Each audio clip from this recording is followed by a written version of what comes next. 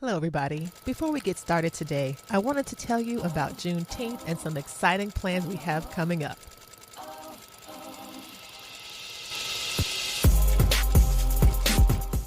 Juneteenth is a celebration of Black freedom. This year, the Stitch Please podcast will celebrate Juneteenth all month long under the umbrella of creative liberation. Inspired by Alexis Pauline Gumbs teaching us that freedom isn't a secret, it is a practice, the Stitch Please podcast will celebrate the many ways that Black women, girls, and femmes get free, stay free, and be free. Tune in for the entire month of June for some absolutely amazing episodes that you will not want to miss. See you then.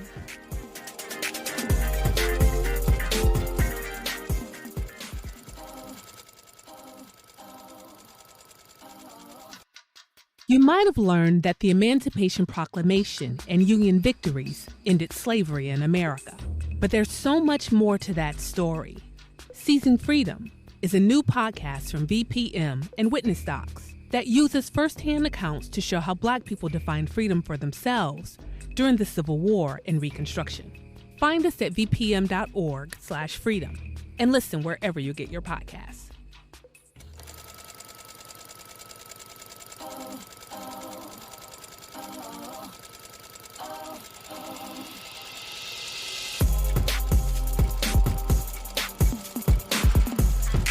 Hello, Stitchers. Welcome to Stitch Please, the official podcast of Black Women Stitch, the sewing group where Black Lives Matter. I'm your host, Lisa Woolfork. I'm a fourth-generation sewing enthusiast with more than 20 years of sewing experience. I am looking forward to today's conversation, so sit back, relax, and get ready to get your stitch together.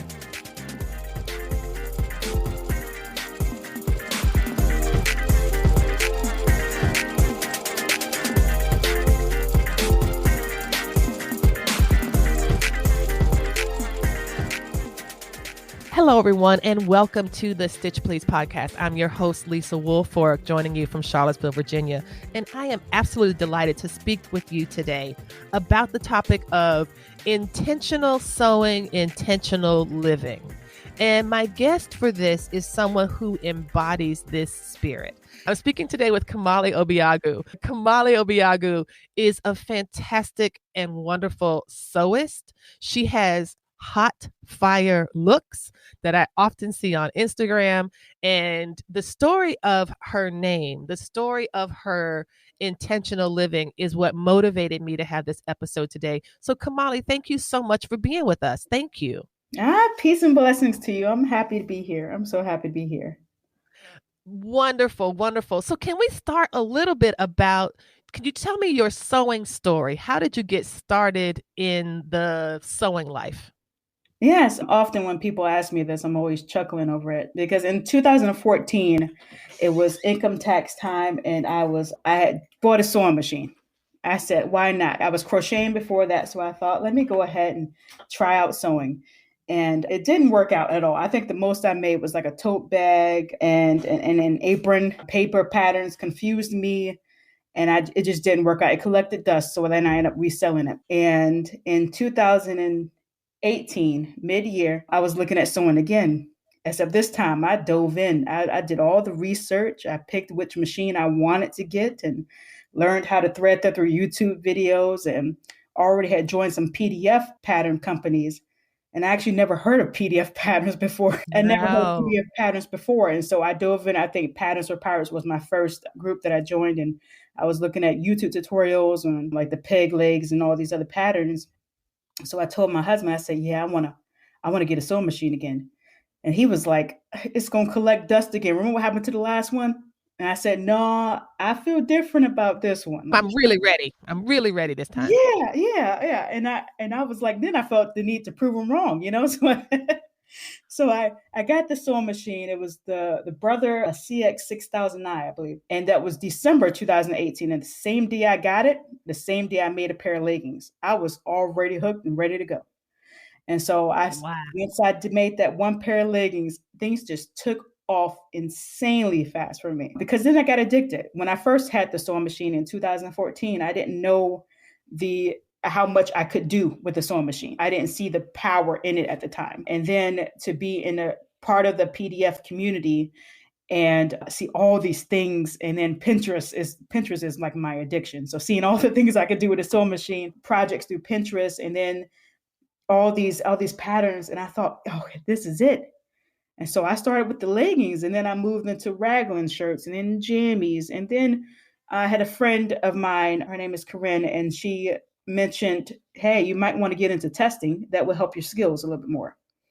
And I was intimidated with testing because I felt like that was something that was for the higher up, more advanced people. But it's also for testing and practice. So any skill level, all skill levels, I think would be beneficial. Yes, and that's true. And that's what I end up learning. And it definitely helped me out because even though I was making a lot of stuff, I was still the novice. So testing, once I had my first test, I think it was some bell bottoms for my baby girl. Bailey bell bottoms were made for mermaids. And once I made that, then I was like, okay, this is great. And I kept, ever since then, I've been testing. But it was different because I always said that when it comes to a new craft, don't dive in so quick. But I dove in so quick and was able to maintain that for so long. And it just really became a love of mine, along with being able to work on this project and then be able to wear it and show it off. And on top of that, the sewing community that comes with it. I didn't have, I was crocheting beforehand, but I wasn't heavy into the crocheting community. So the sewing community just. I so love this phase of your story, Kamali. And I want to back up a little bit and go back to 2014. So you said it's tax time. I'm just assuming that you got a refund. And so you had a little bit of extra money that you were saying, let me just see if this will work.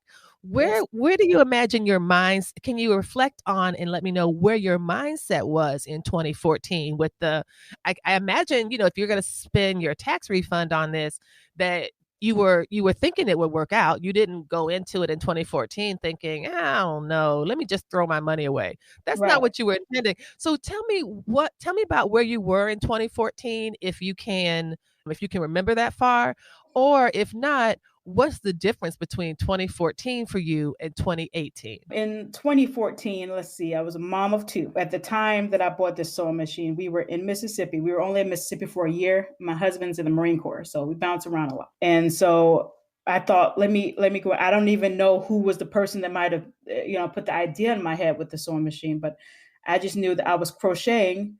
And, certain crafts are like a gateway to other crafts. And once I was crocheting all this stuff, I guess I had the thought of, what if I could sew this stuff too that I'm crocheting? Would it be faster for me?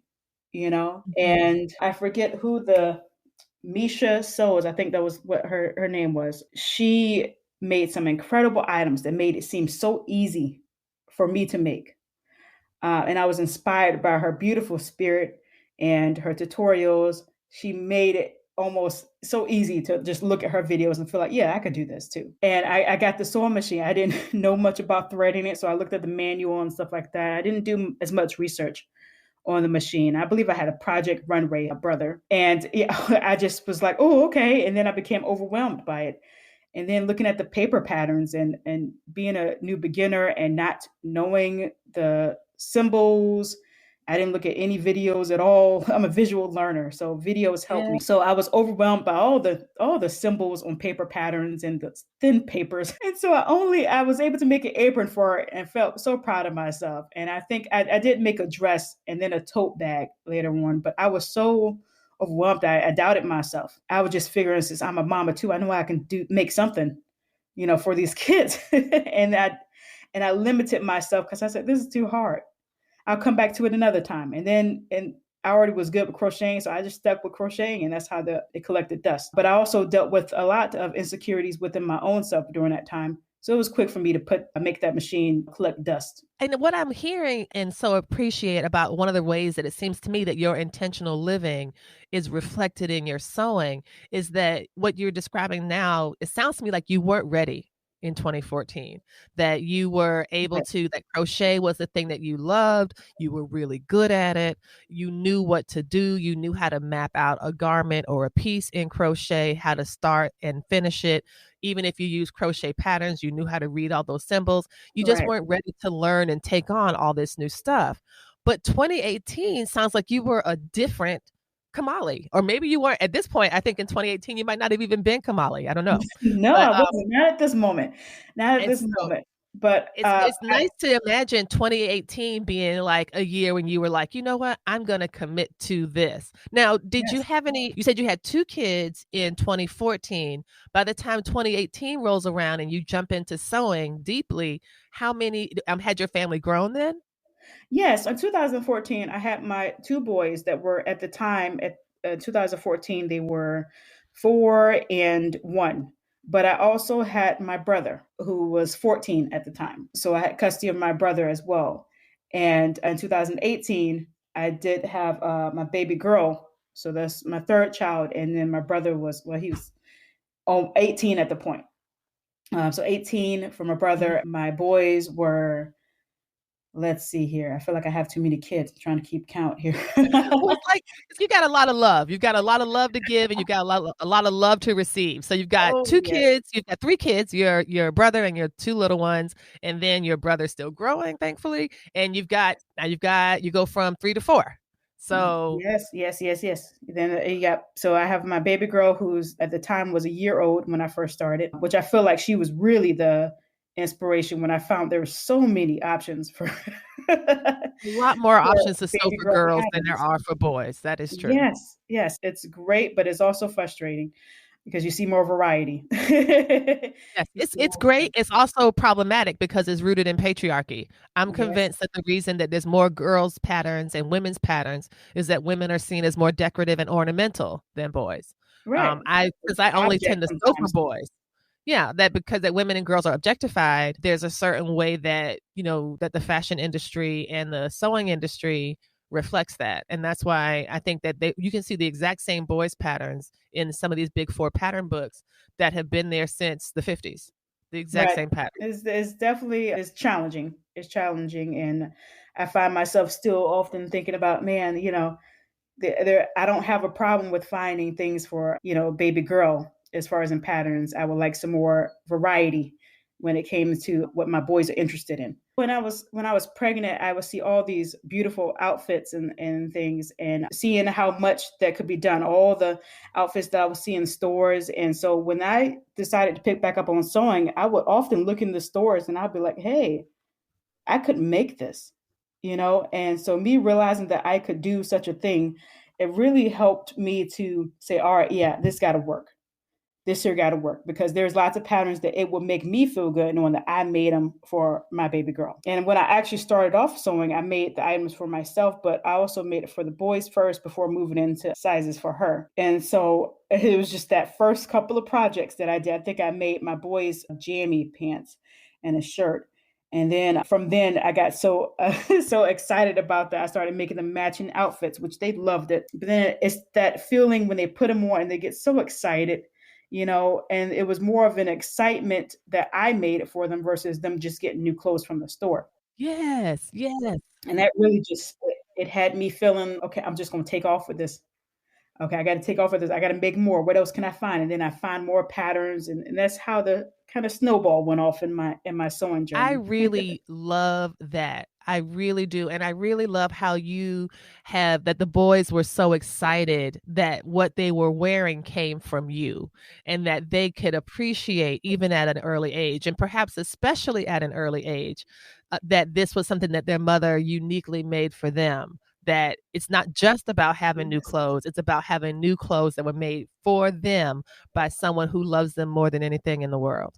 And that I think is such a Yes. beautiful feeling. It's also, I think, super smart on your part. And I say this because it's what I did, is that it's helping to start them early on the idea that having something made for you is a normal thing. That my boys, I started sewing for them I sewed for them when they were babies and toddlers, but I also started when my youngest was in kindergarten doing matching outfits for 2 boys who were in the same school. And then that blossomed into matching family outfits that I would make at Easter and at the beginning of the school year for all of us, for my husband and me and both boys. And my Oh, youngest boy is about to graduate high school.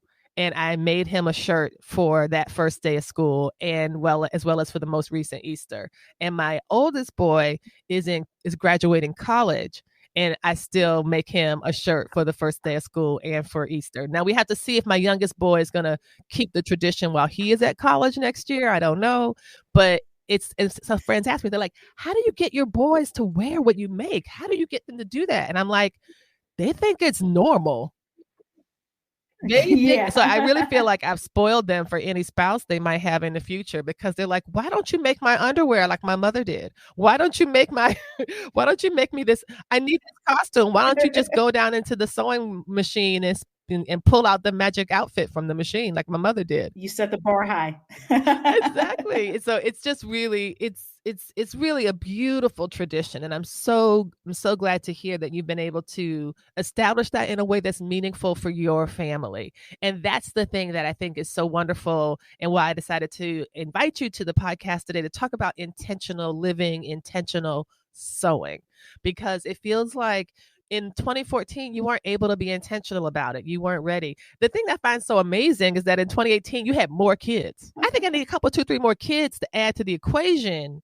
And then I will be ready, because, having just 3 kids is not that much work, but you know what? Let me add a fourth. That'll really get me going. It's what's beautiful is that it's, making clothes for them. I have neighbors that they talk about how when they were younger, their parents would make clothes for them and they didn't appreciate it as much because they would go to school and be joked about it. But I thought it was amazing then when I would see that. But in 2021 that we're in now, we have custom fabrics. We have all these colorful fabrics, and my kids have not had anyone joke them. They think it's cool that their mom makes them these clothes with these vibrant colors and all these other things.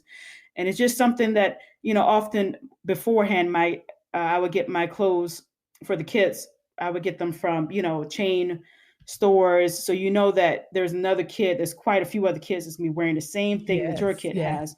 And so when I started making clothes for my kids, it was like, okay, I know nobody else is going to have this print. So they get to stand out more. Their personalities themselves already stand out, but their clothes match them. And I think that's a beautiful thing, knowing that they're going to have an item that, they're going to be like, oh man, where'd you get it from? Oh, my mom made it. And meanwhile, I'm just sitting here patting myself. Yeah, I did. You better pat yourself on the back, on the head, on the belly, everywhere. Pat yourself everywhere, because you have done the damn thing. Yes. Absolutely. Yes. One of the things I appreciate too that I hear in the difference between your 2014 and 2018 journey is the relationship between paper patterns, big 4 patterns, and PDF patterns.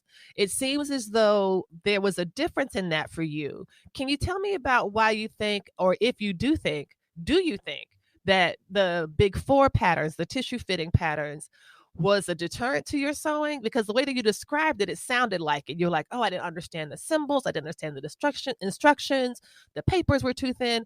Was there a way in which that PDF patterns gave you a bit more than paper patterns did? Yes, I feel like in order to talk about this, I should go back to when I first started crocheting. Because when I first started crocheting, I believe it was 2012.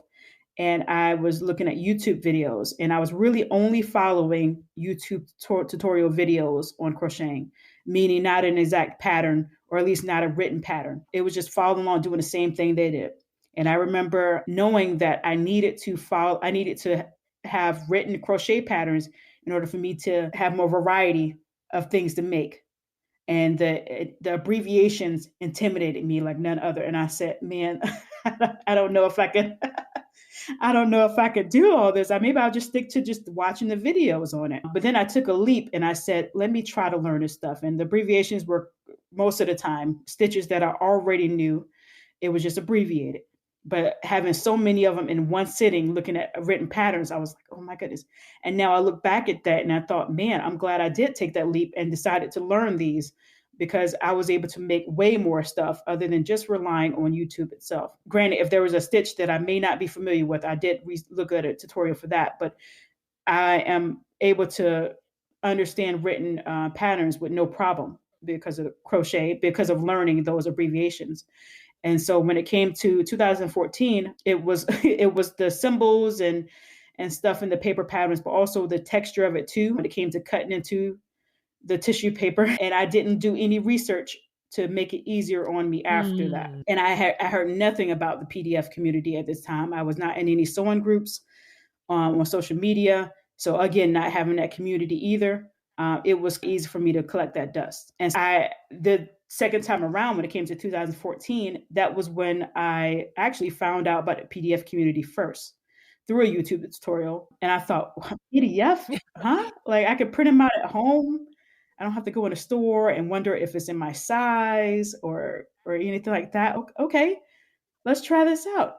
And then I found that most of the tutorials had picture tutorials, and I was able to understand that a little bit more. It was a little bit more simpler. And oddly enough, those PDF patterns has helped me to understand paper patterns, in which I still look at tutorials to make sure I get it right. But I'm thankful that the second time around, I started off PDF wise first and then paper patterns, because it's been a blessing. I can't say that I would have soared the way I did if I didn't start off with PDF patterns the second time around. I really appreciate that, because when I hear you say that PDF patterns are giving you something that printed patterns don't, one of the things, it sounds to me like there's two things that PDF patterns were giving you. First, they were giving you size inclusivity, that you don't have to worry about topping out at the size range or having to like do all the blending between sizes and the work that it takes to get a big 4 pattern to fit on a curvy Black body. There's always stuff that I know I'm going to have to change. Okay, I'm going to have to do the sway back adjustment. I'm going to have to do the booty. I call it the booty blessings adjustment. I'm going to have to do like all of these other things. But so that was one thing, the sizing. But another thing that seems a bit more intangible, but also is important, is community. That when you got a PDF pattern, you knew it was going to come with a video, that has tutorials. It's going to come with maybe like a group of people on Facebook that are making it. You can check the hashtag on Instagram and find other folks who have made it and see how they look. That's something I really love about it, is being able to say, oh, this person has a body shaped like mine, and that looks amazing on her, so now I will make it too. So it seems also that community was an important part of it as well, that it took you from being like an individual maker who was just sitting in her sewing room alone or sitting on the couch crocheting by herself looking at the computer, and kind of introduced you to a group of people who were doing this and making it work. Do you think is this a good assessment of a good summary of what your process was?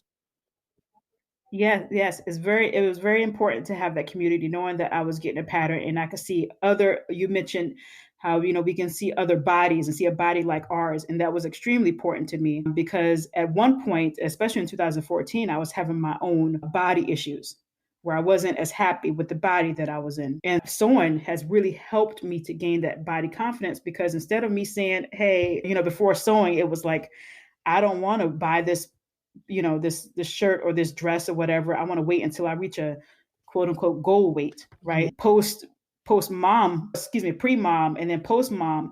Post-mom, I was trying to, chase a pre-mom body. And so I had lots of body issues. So I kept it simple with my wardrobe. I kept it very simple because I didn't feel comfortable in other, clothing types. And so to join the PDF community, knowing that there are people who are unapologetically themselves, they own the body that they're in. It is a beautiful thing to see. And therefore that led me to be able to branch out more. And then the further I got along in the sewing and testing, I would look at certain companies and I said, I don't see a body like mine. Why not I test? Yes. And then when I test, and then there's people like, thank you. There's a body like mine there on display. And so it's a blessing, because while I look at other people, I'm looking at patterns and I'm saying, okay, I can see myself in that, because there's somebody representing that. There's a beautiful melanated person right there, and I can see myself in this make, and that's great. And meanwhile, people are also looking to me for the same thing. Yes, absolutely. I want to take a quick break, and when we come back, we're going to talk about what it means to love the skin you are in, because that's another component that I wanted to talk with you about. So when we come back, everybody, stay tuned. I am so happy to be talking with Kamali today. She's so incredible. So stay tuned, and we will be right back after this break.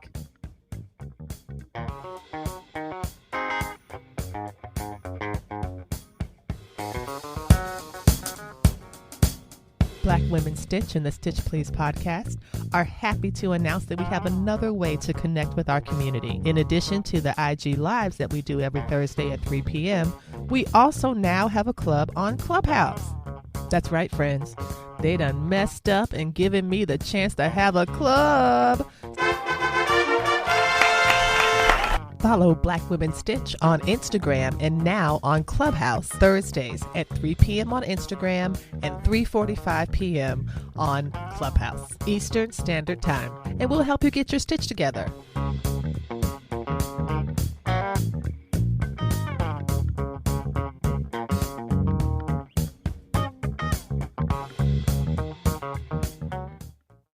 Welcome back, everyone, and you are listening to the Stitch Please podcast. I am talking today with Kamali Obiagu, and she is, for me, I titled this episode Intentional Sewing, Intentional Living, because Kamali embodies that spirit of intentional sewing and intentional living for me. If you go and look at her blog, you will see some really beautiful garments, but also really beautiful stories about her own growth and development. And I was really drawn to the story of choosing a new name. One of the great feminists, Black feminists, lesbian feminist icons that I absolutely love, as many people do, Audre Lorde, wrote a book called Zammy, A New Spelling of My Name. And there's something about Black women and Black women's life and culture that our names are important and sacred, and sometimes are subject to all sorts of abuse and violence. But one of the acts that I really admire about you, Kamali, is the claiming of your name, of creating something that reflects who you are. And so when you were speaking earlier before the break, it was about, I know that many women, and some, I won't say many women. I don't like to do that. I don't like to say many people do this. How about talk about myself? In my past, I have definitely thought about my body in the future tense. That one day in the future, I will be this size. Therefore, I will not be nice to the body that I have. I will instead, I'm okay with this body, but one day I'll have a better one. And that's the stuff that I'll have clothes to fit that. And it's so dangerous because it's such a distraction. And it gets in the way of us fully inhabiting who we are at all times. And that's one of the principles of Sonia Renee Taylor's book, The Body is Not an Apology. That is a book that's been so important to my personal life, as well as to the development and the claiming of the space that Black Women Stitch claims, is empowered and motivated by that radical self-love that Sonia Renee Taylor talks about. Can you talk a bit about how you transitioned from this future body that one day you would make things for, to learning to love and appreciate and revere the skin you are in now as also a sacred expression? Before I really took it upon myself to work on my present self, I kept my wardrobe pretty simple, and I started a health and fitness journey, and I was going at it hard, and I was working towards a goal weight. It wasn't pre-baby, but it was working towards a goal weight. And I eventually found myself working myself in the ground a little too much, obsessing over the number on the scale. And what really changed for me was when I started sewing. And I would work on my health and fitness journey for sure. But I realized, I looked at my body then and I said, my body is fine now. Like, I have a beautiful body right now. And so how about I stop limiting myself on what I should wear, and then, be able to grow into something else instead of me trying to chase something in the past. So let's branch out a little bit. And the more I branched out, the more I thought, man, my body is banging. Yes, yes, I am a Buddhist. And one of the things that I am constantly being taught is to live in the present moment. And I embodied that when it came to my journey, because my body right now is banging. My body right now is beautiful. It's sexy. I don't need to chase anything else. And so when it came to my health and fitness journey, it shifted to, while I still work out, try my best to eat best. Food is delicious. So all good. kinds of it. Yes. But it was more so do it for the blood work and not the number on the scale. If I'm feeling good, that's okay. Yes. I said, I love my body right here. I'm okay if I stay the same size. That's perfectly okay with me. And then it really changed to where when I first started sewing, my photos, when I first started sewing, are totally different than they are now because there's confidence. There's more confidence now because I can wear an outfit and be like, damn, I look good. And so I embodied that through my photos. I show that through my photos. And lots of people are like, you're so confident. You're so confident. You own what you wear. I wasn't like that beforehand. But I stepped out and said, look, my body's fine. And with the help of so many people around the sewing community own all these different body types and seeing how gorgeous they are and how they are for unapologetically themselves, that really helped me out. I said, hey, look, they own in their body. What am I doing? Wasting my time trying to chase a body that's not mine when I could be loving the body that I'm in right now, knowing that we only get one. So it was really important for me to just love where I'm at. And that began to grow even more for me. I felt the more I showed off myself, the more I showed off my Blackness, was the more people saw me. People saw me more. And I felt like my true self, which I think is really important. When we love ourselves, we love the body that we're in, we love everything about ourselves, that kind of radiates to people around you. Whether it rubs off on them and in the way that they be like, oh man, maybe I could love myself like that too. Or them just seeing your own beauty.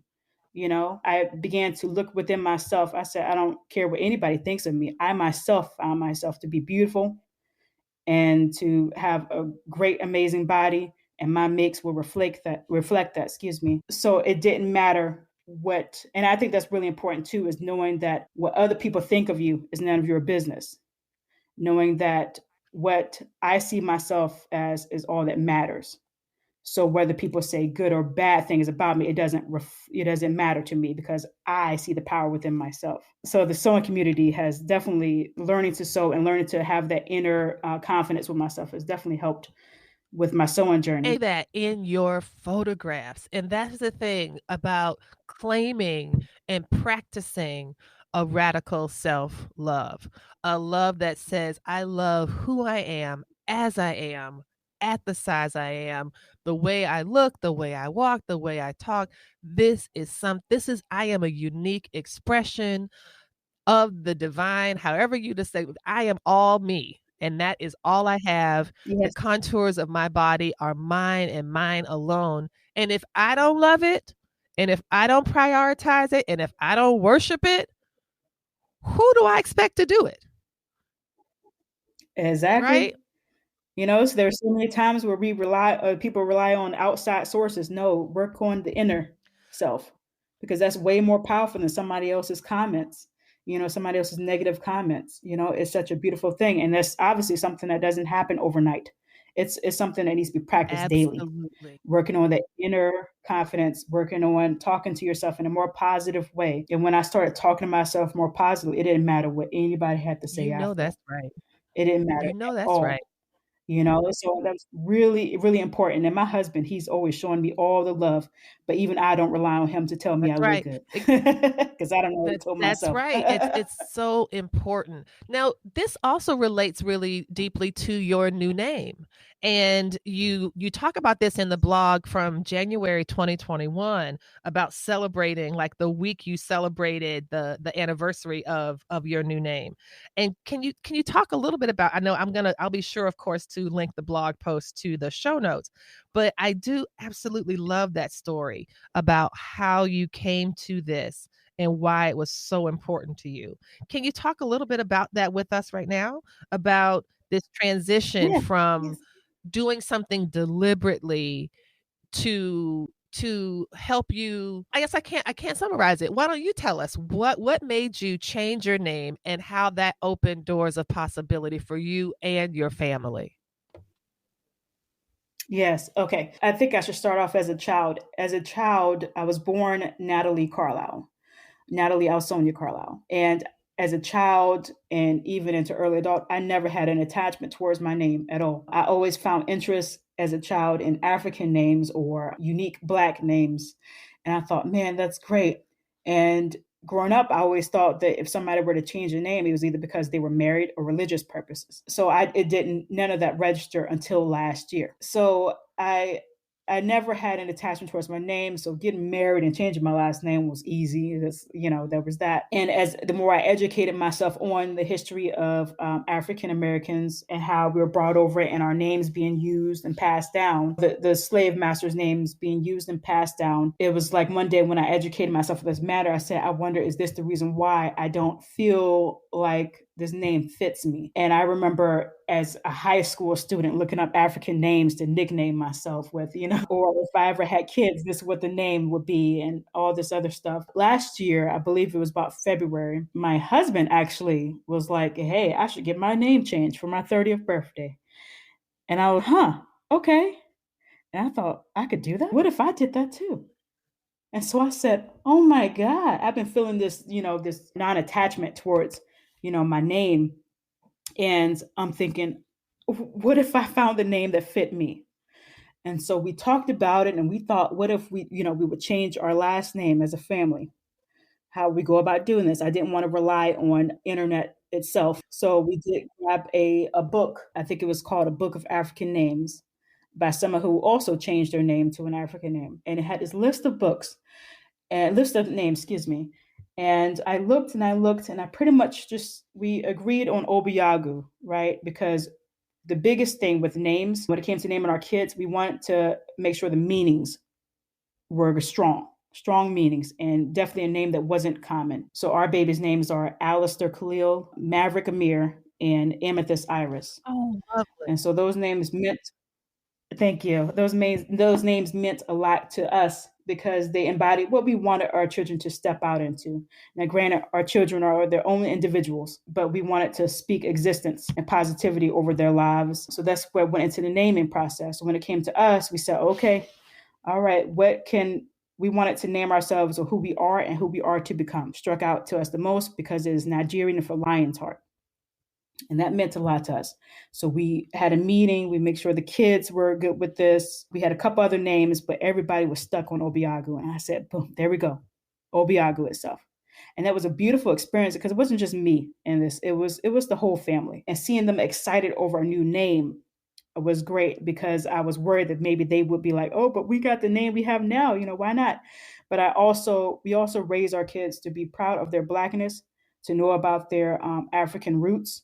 And so this was seeing them just light up over this, what meant the world to us. So the last name came about, and then it was like, okay, now the first name for myself, what am I gonna choose? And Kamali stuck out to me because Kamali means both wealth and perfection. Oh. And I said, I love that.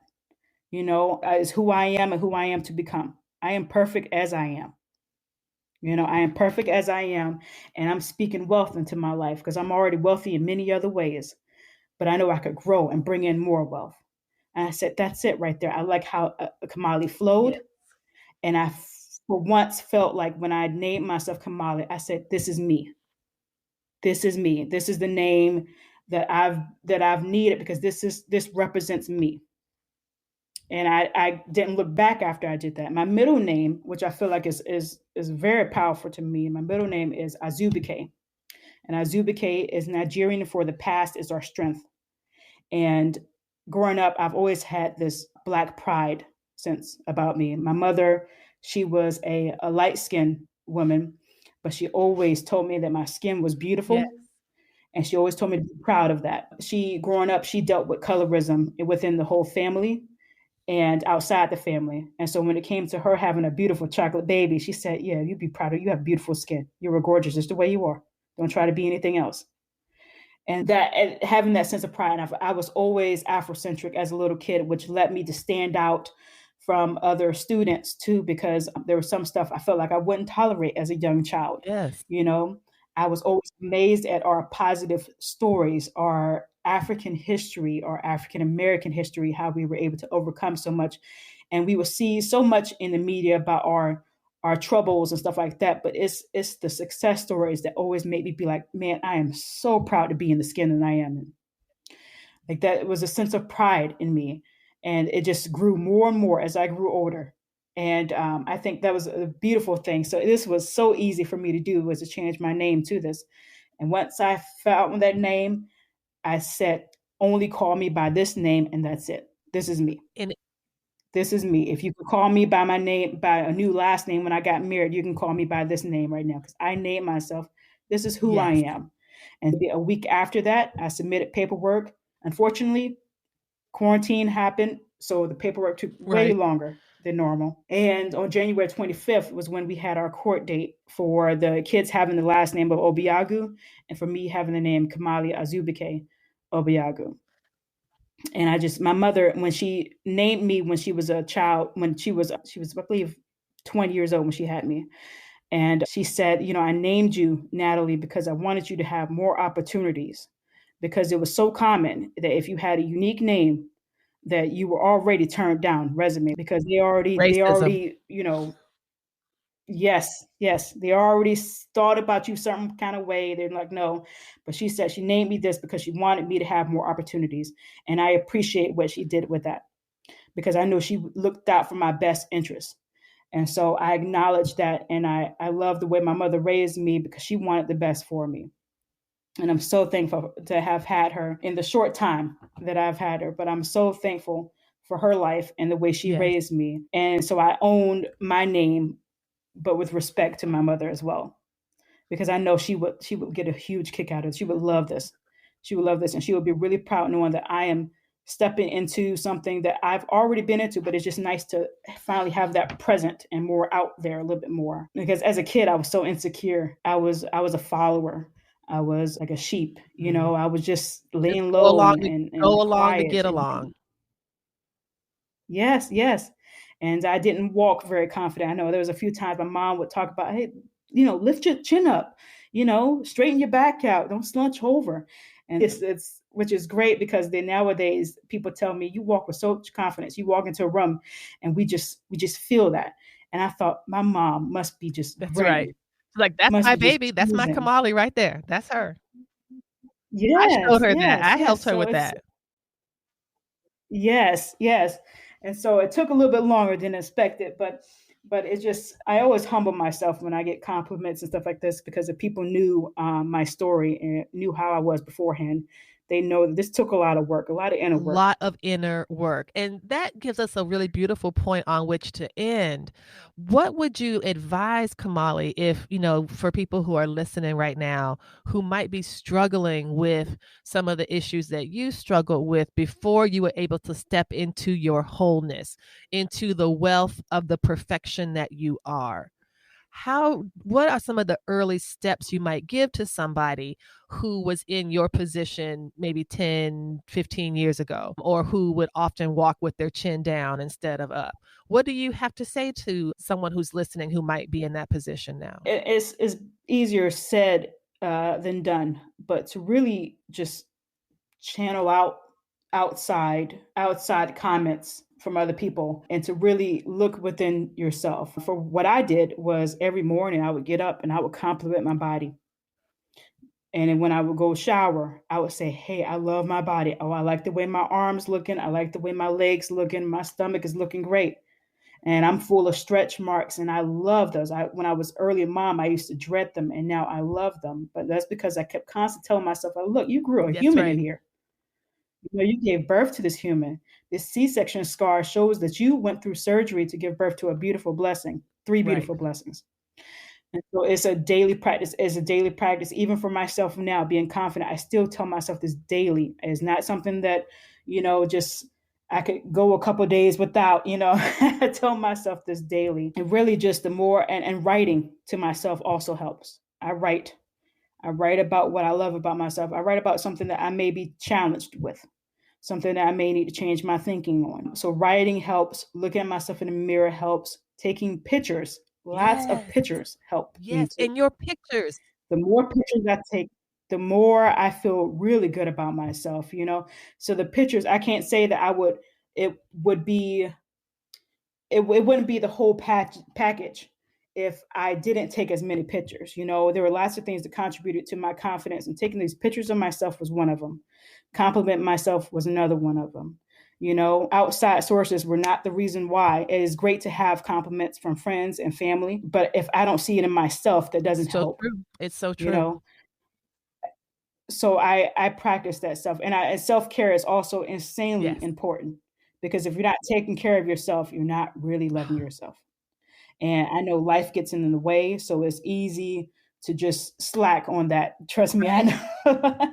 It's easy But to self, slack on that. And I find that mhm. whenever I'm sorry, you said, I find that when it is okay. I find that whenever I'm going through a rut, I realize that is because I didn't have the self-care that I needed, some time away, because I can sometimes get swamped with sewing or with the kids or with the house. But knowing that if I take care of myself first and put ourselves first, then you're able to do so much better in life. So putting myself first is a great thing.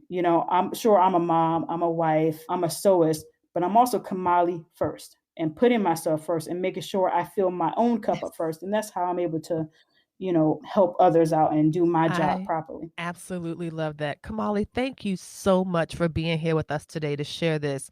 This is really so powerful and just so generous. Can you tell us where we can find you on the social so we can follow your journey some more? Yes, peace and blessings to you. I'm so thankful for this opportunity. Thank you for bringing me up here. My Instagram handle is kamali.obiagu. That's KAMALI.OBIAGU. I also have a blog post that is a blog website, that is www.obiagumakes.com. And we will be sure to put those in the notes. So after you listen to this episode, you can just scroll down and click right on these things, and you can see some of the hottest images on Beyonce's internet, because the looks that Kamali puts together are just absolutely inspirational. The accessories, I love the ones that you have with the cuffs on your wrist and the choker, oh my gosh, it is Oh, just yes. I love to perfection. bring in that blackness, that Yes. royalty into my Exactly. photos. That's It's my exactly what favorite. it looks like. That's exactly what it looks like. Kamali, thank you so much, everyone. This has been a wonderful conversation with Kamali Obiagu, and do indeed check her out. She has been fantastic, and you've been listening today to us talk about intentional sewing, intentional living, and I hope that this conversation has given you something to practice. It's certain given me something to practice. It has certainly given me something to practice with the daily affirmations and just little things. You can think things, we control our thoughts, we control those, and we get to deliberately direct Yes. those for our health and benefit. And so I'm grateful to you, Kamali, for talking with us about this. Thank you. Thank you. I appreciate you.